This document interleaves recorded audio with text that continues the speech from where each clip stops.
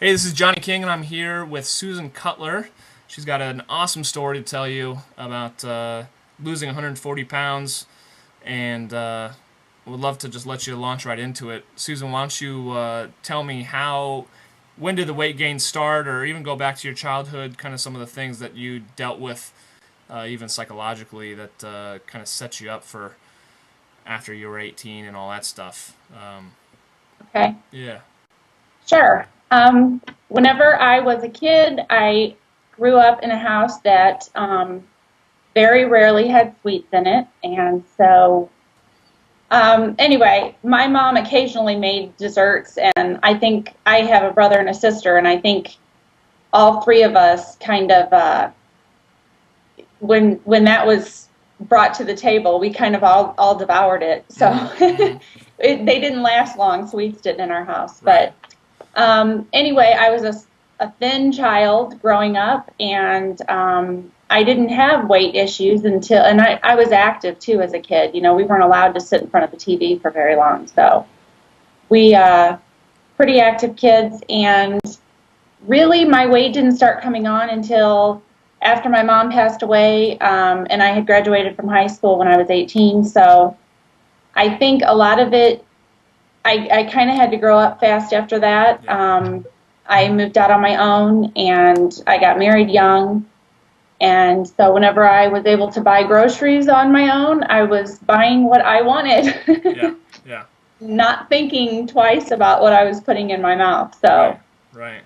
Right. um, it was, it kind of started from that point on, and just kind of every year accumulated a little bit of weight. And I did not own a scale, so I have no idea what I weighed at what year. Right.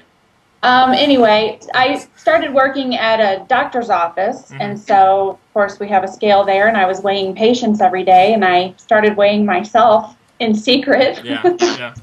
And I was very shocked at how much weight I had gained. You know, I put on weight and took it off after I'd had each of my kids, and of course, never took it all off, but Right. I would find something that worked just to a certain extent, and then I would gain it all back and gain more than that. And so I was at my heaviest weight in 2005, Mm-hmm.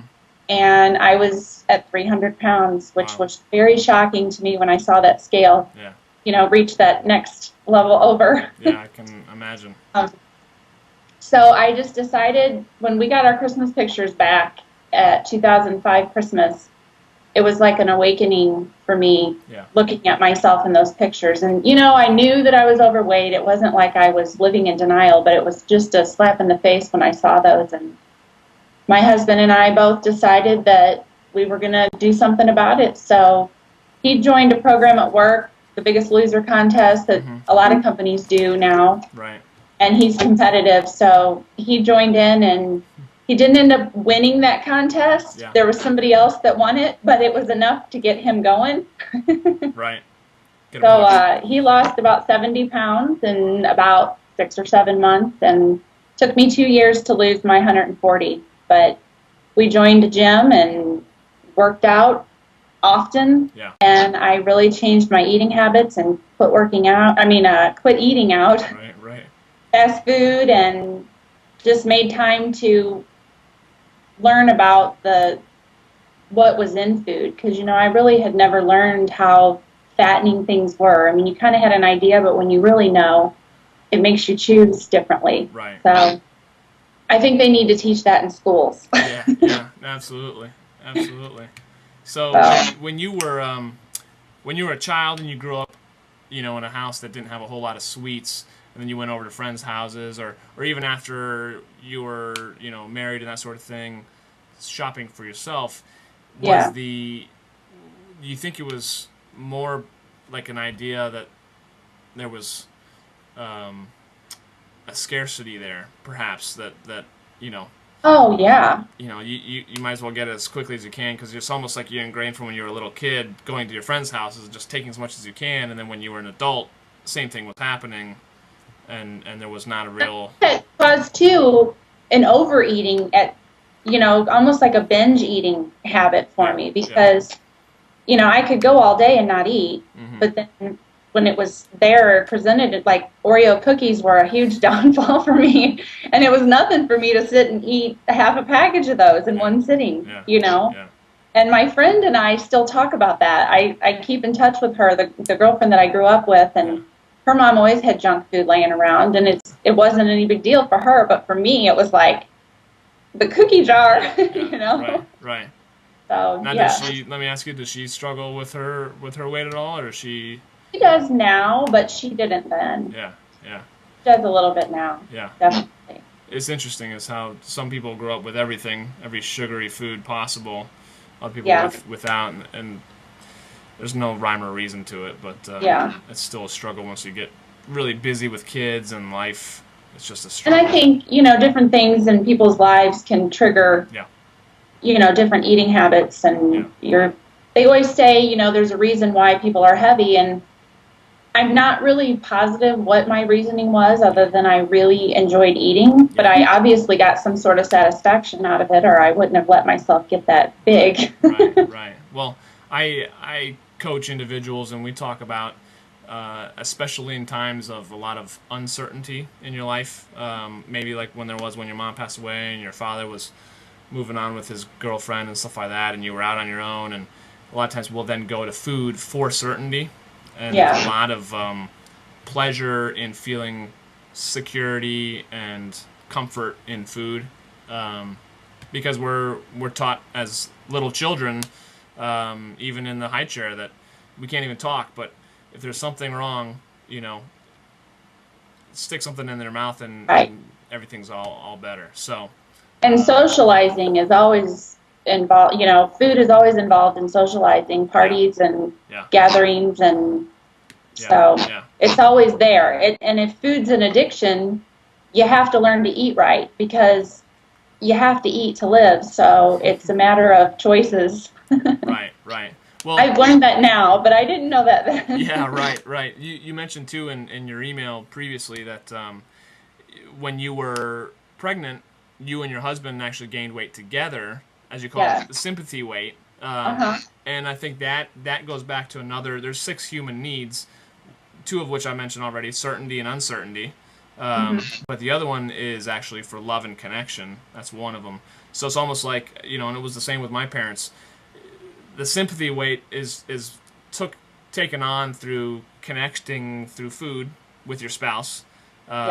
And there's a comfort there. And you actually said, you guys were comfortable, young, healthy individuals at the time, and that was just a normal thing. Just not a real awareness, like you say now, to knowing what's in food. And Right. It's just got to eat. It's so seductive that way because you got to eat. So you just don't realize what's in it, and then it slowly comes up, a slowly rising water, and next thing you know, it's over your head, and you're 300 pounds or what have you. So that's very. You also reach a point in there too when you feel almost like you've reached a level of no turning back. It's almost like you think it's inconceivable to think that you could actually lose that kind of weight, and so you kind of give up and you don't even try. Sure. And I think that's kind of what I fell into. I thought, oh, I'm never going to be thin. I'm never going to, get a hold of myself and actually be able to do it. And I really don't know I think it's just something hit me. I don't know. Like I said before, it was the pictures and actually seeing myself in those pictures that, that just did it for me. I mean, everybody has something, I guess, that triggers them. I mean, my family would talk to me about it, and I mean, it's not like you can go and hide. Yeah. Everybody sees you, and I had to work, and so I'm out there with, seeing people every day, and you're uncomfortable being heavy, and I didn't enjoy shopping for clothes. I didn't enjoy, any of that kind of stuff, and now I finally can say I do. Yeah. Right. Oh. And that's why it's such a shame, because so many people, especially with weight gain, is you can't hide it like any other addiction you may or may be able to get away with, may or may not be able to get away with. You wear it on the outside, But Right. a lot of people then, it only perpetuates itself because you eat to kind of forget about and numb away all the stresses of being overweight and being self-conscious and are not feeling of worth or worthy of love and that sort of thing. And it only, like I said, it's just a vicious cycle, and you continue to add on more weight. And you just come up with this limiting belief that you're broken or it's just not worth it, and you can't do it. It's just, you just accept Yeah. it as it is. I hear so many people that I work with saying the same things, and it's getting to that point where you just decide, I have control over this moment, and at this moment I'm going to decide to make some different changes. And you talk about in your email too, conditioning yourself to like vegetables or Yeah. other things. Tell me a little bit more about like that. You had to kind of force your way into that a little bit, I guess, right? Or Well, yeah, I mean, growing up, the only vegetables I really liked yeah, was green beans and potatoes, which aren't really a vegetable. right, I didn't ever like eating things like broccoli and spinach, yeah, and I enjoy that now. I eat raw spinach almost every day, yeah, which is probably overkill, but I enjoy it on salads with chicken on it, yeah, just plain even. yeah. And I would never have thought I could have eaten spinach before. Yeah, right. You and me both. You actually Yeah. can't, just so you know, you can't overdo the spinach. That's a really good thing, Okay. because it's an alkaline live food, and the mass majority of food that we eat typically is more acid based. So the more salad or roughage or vegetables, I eat spinach in the morning with my omelets, and I eat spinach on salads at night. So I can't get enough of it too. And I hated spinach growing up, which is just, Yeah. love how that works out in life. But I don't care for cooked spinach. Yeah. Now, I like it raw. yeah, Broccoli, I love broccoli, Yeah. and asparagus. Most vegetables I eat are green. I still don't like carrots. hmm That's a vegetable I guess I'll never like. I have tried them different ways, and I just don't like them. right. I try to stay away from starchy vegetables like corn and potatoes, Mhm. but I will eat a baked sweet potato, once a week, maybe once every couple weeks, something like that, Yeah, just because I like that. Yeah. And it provides a different form of carbohydrate, yeah, yeah. And I do find that when I eat something like that, the next day I do have a little more energy. Huh. I don't know if there's much to that, but Yeah. Maybe just as much physically as it is psychologically, but yeah. cool. So, I mean, I try to eat the vegetables, lunch and dinner, and a lot of times, like you were saying in your omelet, I'll put green peppers occasionally, onions, spinach. Yeah, Once in a while, I'll put tomatoes in there. yeah. That's But great. tomatoes, I don't use tomatoes for my salads.